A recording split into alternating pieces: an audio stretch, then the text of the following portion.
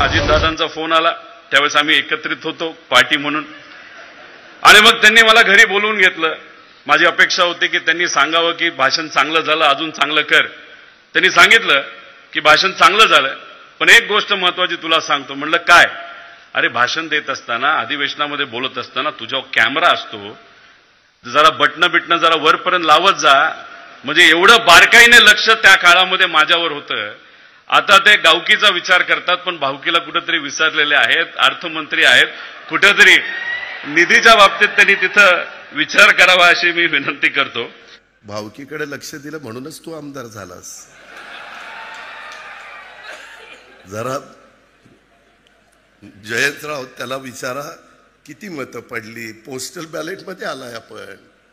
त्याच्यामुळं माझ्या कुणीच मादी लागू नका. तुम्ही तुमचं काम करा. मी तुम्हाला एक अक्षर बोलणार नाही. मी जयंतराव ज्यावेळेसपासून मी आमच्या महायुतीमध्ये आहे, मी कधी तुमच्या कुणावर टीका टिप्पणी केली? काय कारण आहे? तुम्ही तुमच्या विचाराने चाललं, मी माझ्या विचाराने चाललोय.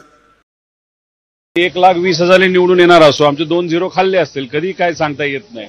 त्यामुळे काय गडबड झाली हे राहुल गांधीजींनी आता पुढे आणलेली आहे. त्यामुळे त्या गडबडीत अजून काय काय गडबडी झाल्या तर आता आम्ही तिथं शोधत आहोत.